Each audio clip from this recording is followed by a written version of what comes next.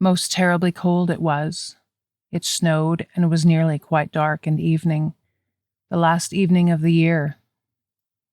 In this cold and darkness there went along the street a poor little girl, bareheaded and with naked feet. When she left home she had slippers on, it is true, but what was the good of that? They were very large slippers, which her mother had hitherto worn. So large were they, and the poor little thing lost them as she scuffled away across the street, because of two carriages that rolled by dreadfully fast. One slipper was nowhere to be found. The other had been laid hold of by an urchin, and off he ran with it. He thought it would do capitally for a cradle when he some day or other should have children for himself. So the little maiden walked on with her tiny naked feet that were quite red and blue from the cold. She carried a quantity of matches in an old apron, and she held a bundle of them in her hand. Nobody had bought anything of her the whole livelong day. No one had given her a single farthing. She crept along trembling with cold and hunger, a very picture of sorrow, the poor little thing. The flakes of snow covered her long fair hair, which fell in beautiful curls around her neck, but of that, of course, she never once now thought. From all the windows the candles were gleaming, and it smelt so deliciously of roast goose, for you know it was New Year's Eve. Yes, of that she thought.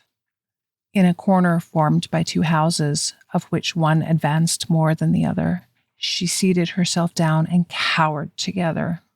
Her little feet she had drawn close up to her, but she grew colder and colder, and to go home she did not venture, for she had not sold any matches and could not bring a farthing of money.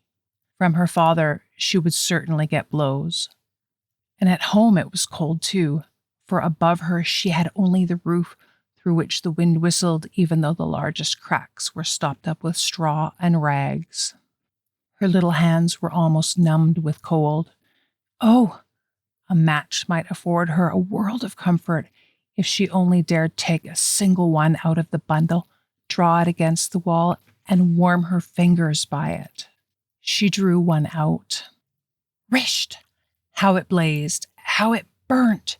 It was a warm, bright flame like a candle as she held her hands over it. It was a wonderful light.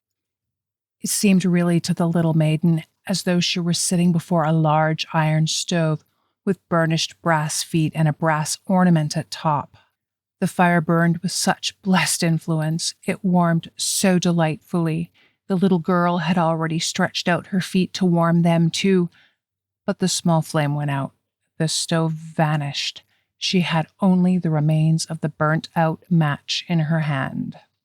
She rubbed another against the wall. It burned brightly, and where the light fell on the wall had become transparent like a veil, so that she could see into the room. On the table was spread a snow-white tablecloth. Upon it a splendid porcelain service, and the roast goose was steaming famously with its stuffing of apple and dried plums. And what was still more capital to behold was the goose hopped down from the dish, reeled about on the floor with knife and fork in its breast, till it came up to the poor little girl. When the match went out, and nothing but thick, cold, damp wall was left behind. She lighted another match. Now there she was sitting under the most magnificent Christmas trees.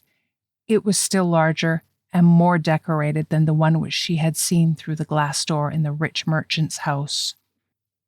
Thousands of lights were burning on the green branches, and gaily colored pictures, such as she had seen in the shop windows, looked down upon her.